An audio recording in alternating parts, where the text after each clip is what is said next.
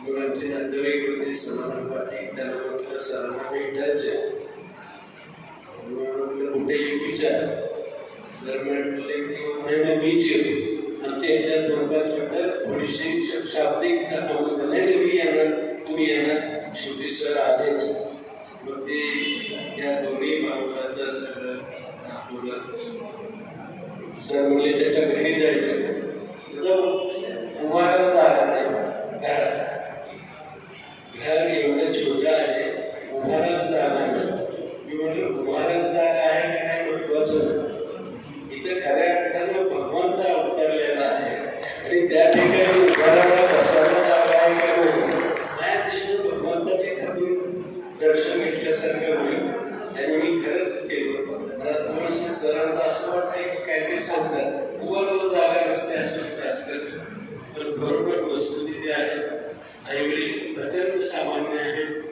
म्हणजे माझ्या माहितीनुसार हा व्यवसाय मी विचारलं नाही, जे काय करत असते ती रोज रोटी सुद्धा पूर्ण उदरनिर्वाहासाठी एवढं मिळत नसते. परंतु हे दोन्ही हिरे त्यांनी जन्माला घातले, ह्याच्यातच त्यांनी खरी संपत्ती गर्दी करावी. आज आम्ही संपत्तीच्या भौतिक सुखाच्या मागे लागलेलो. भौतिक सुखाच्या मार्गाने बाहेर येण्यासाठी खरोखरच आदर्श आहे. आणि मग त्यावेळेस सकाळी मला 8:30 वाजता दिलीप वर्गांचा मला की जरा असा कार्यक्रम आहे, ते मुलं येत आहेत, नंतर सत्कार करू. मला जायचं होतं 9:30ला, परंतु ते म्हटलं आपली काहीतरी पुण्याशिवाय काय म्हटलं अशा लोकांचा स्पर्श होतो. मी माझा सत्कार तर माझ्या हस्ते आहे का नाही माहित नाही, पण मी माझं खाली समजतो की त्यांच्या स्पर्शानं माझ्यात काही बदल होत असत. तुम्हाला माहिती आमचं दिलीप शिंदे क्षेत्र कसं आहे. आता तुमचा आमच्या भरोसा बी राहिला नाही त्या क्षेत्रावर. म्हणून काय करते ते कळत नाही. म्हणजे आम्ही त्या ह्याच्यात गुरफटाला लागलेलो आहोत. पण तरी पण अशा मान्यवर व्यक्तीच्या स्पर्शावर आपल्या थोडाबद्दल झालं तर झाला.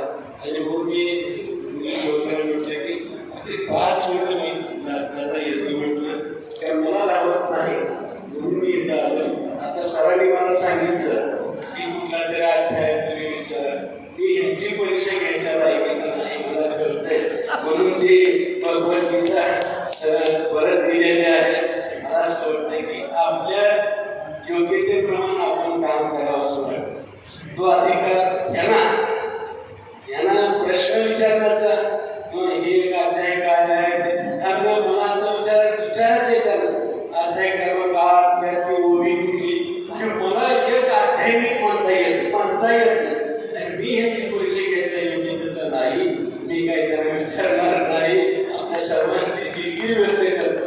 तुमची एवढी क्षमता आहे, तुम्ही त्यांच्याशी संवाद साधा, खात्री करा. आणि आहे पण एक आहे की कानाने ऐकणं आणि डोळ्याने पाहणं खूप फरक आहे. मी सुद्धा ज्यावेळेस विवेकीने मला दाखवायला गेलो त्यावेळेस मलाही वाटलं काहीतरी विवेकीला कोणीतरी पाठवलं असेल असं वाटतं. म्हणजे ज्यावेळेस प्रत्यक्षात दर्शन झालं त्यावेळेस त्याची प्रचिती आलेली असते. तुम्ही आता मला स्वतः ऐकण्यापेक्षा प्रत्यक्षात तुम्ही आलेला आहात, तुम्ही भाग्यवान आहात. तुम्ही जरा त्यांच्या सानिध्यात राहावं. मला असं वाटतं की असंच शेवटी सज्जन शक्ती किती आहे बघा.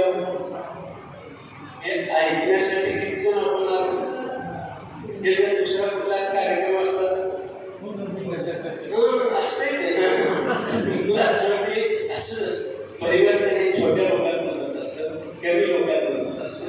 मला असं वाटतं की समाजामध्ये संस्काराची गरज राहिलेली आहे. आम्हाला संस्कार खूप गरजेचं आहे.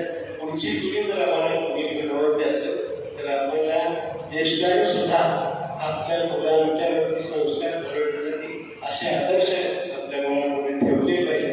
तरच आपल्या या देशाचं आपल्या परिवाराचं भाग्य आहे. आणि नंतर आपण कुठं चाललोय याचा जर विचार केला तर चिंतनाची बाब आहे. त्याच्यातून बाहेर पडण्यासाठी आपल्याला हाच एक मार्ग आहे, अध्यात्म हाच मार्ग आहे. भगवद्गीतेमध्ये सगळे उपदेश केलेले आहेत. त्या उपदेशाप्रमाणे आपण सर्व वागण्याचा प्रयत्न केला. माझ्यासारख्या कधी इच्छुकत असतात, मलाही कधीतरी काम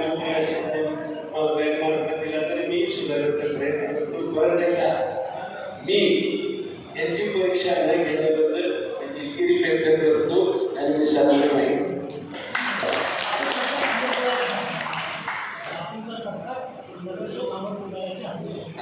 तर बापूंचा